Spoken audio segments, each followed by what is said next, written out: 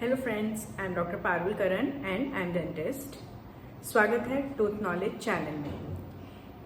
क्या आपने कभी ऐसा देखा है कि कोई भी बच्चे में जैसे कि नीचे वाला जो दांत होता है, नीचे वाला जो जॉज है उसका, वो आगे की तरफ है और ऊपर वाला जो जॉज है वो पीछे की तरफ है। जनरली ऐसा नहीं होता है। जनरली हमेशा जो ऊपर वाला जॉ है वो आगे रहता है और नीचे वाला जो जॉ है वो नीचे की ओर रहता है। जब भी आप बाइट करते हैं तो आपका बाइट ऐसे फॉल होता है। पर किसी केस में ये ऑपोजिट हो जाता है। ये जो दांत है वो अंदर की ओर रहता है और ये बाहर की ओर, ऐसे। ठीक है। तो अगर सपोज आपने अपने बच्चों में या ऐसा कहीं पे भी अगर आपने ऐसा देखा है कि ये बाइट ऐसे जा रहा है और सपोज वो बच्चे का एज 6-7 एज स्टार्ट है, जब उसका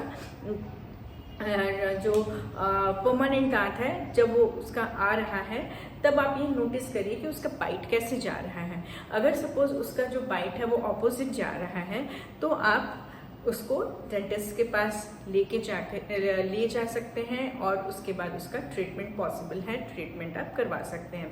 इसमें क्या होता है कि बच्चों को एक फेस बो दिया जाता है। फेस बो उसके सर के से कनेक्टेड रहता है और उसके यहाँ पे चिन से कनेक्टेड होता है। तो उसमें क्या होता है कि हम प्रेशर देते हैं ताकि जो लोअर जॉ है उसका वो अंदर की ओर हो जाए और जो ऊपर वाला है वो बाहर की तरफ रहे। अगर ऊपर वाले में कोई प्रॉब्लम नहीं है, कोई परेशानी नहीं है, तो हम उसको वैसे ही छोड़ देते हैं। पर अगर ऊपर वाला जो जॉज है अगर सपोज वो वी शेप का है, यूजुअली जो जॉज होते हैं वो यू शेप के होते हैं, पर अगर सपोज वो वी शेप का है या नैरो है तो डेफिनेटली जो ऊपर वाला दांत है वो उसका सही से नहीं आएगा। तो इस केस में हम आर्च एक्सपेंशन देते हैं बच्चों को, जो कि वो परमानेंटली दांत में फिक्स रहता है और वो आर्च एक्सपेंशन दांतों में जा करके अटैच रहता है और फिर धीरे धीरे उसमें हर एक 7 डेज वीकली हम उसमें टर्न्स देते हैं ताकि वो एक्सपैंड हो। जब वो आर्च एक्सपेंशन होता है तो उसका जो जॉज है वो भी धीरे धीरे वी से वो यू शेप में आना स्टार्ट हो जाता है और फिर दांत को काफ़ी स्पेस मिल जाती है अच्छे से निकलने के लिए, परमानेंट दांत को।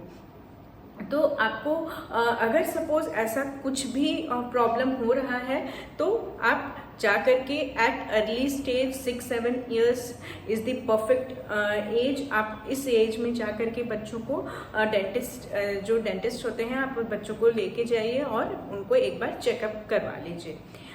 अगर सपोज आप उस एज में नहीं आइडेंटिफाई कर सकते हैं तो 8, 7, 8, 9 इयर्स भी चलता है। और अगर सपोज उसका एज 19, 20, 25 या फिर उससे ज़्यादा हो गया है तो उस केस में ये जो फेस बो का ट्रीटमेंट है वो पॉसिबल नहीं होता है। फिर आपको सर्जिकल ट्रीटमेंट ही जाना पड़ता है। अर्ली एज में इसलिए हम बोलते हैं 6-7 age is the perfect age, क्योंकि इस एज में जो बोन्स होते हैं वो काफ़ी सॉफ्ट होते हैं। तो अगर सपोज बोन्स सॉफ्ट होते हैं तो हम उसको जैसे चाहें हम उसको प्रेशर डाल करके उस शेप का हम उसको कर लेते हैं। पर अगर सपोज एज ज़्यादा हो गया है, 20, 19, 30, 25 एज अगर हो गया है पेशेंट का, तो फिर एट दैट एज बहुत डिफिकल्ट हो जाता है, क्योंकि 18-19 एज से ही जो बोन्स है वो बहुत ज़्यादा फ्यूज होना स्टार्ट हो जाता है एंड वो काफ़ी हार्ड हो जाता है। तो उस एज में आपको जो फेस बो है उससे काम नहीं हो पाता है, फिर आपको सर्जिकल ही जाना पड़ता है। Thank you for listening. और ये जो प्रॉब्लम है आप अपने घर में भी बताइए कि क्या कुछ ऐसा प्रॉब्लम है किसी को, या फिर आप अपने बच्चों में ये चीज़ ऑब्जर्व कर सकते हैं। Please subscribe my channel, please share, like and press bell icon for further information. और अपने फैमिली फ्रेंड्स को भी बताइए कि जो बाइट है कैसा करेक्ट बाइट है या फिर जो बाइट है वो बच्चे में ऑपोजिट जा रहा है। Thank you. Have a good day.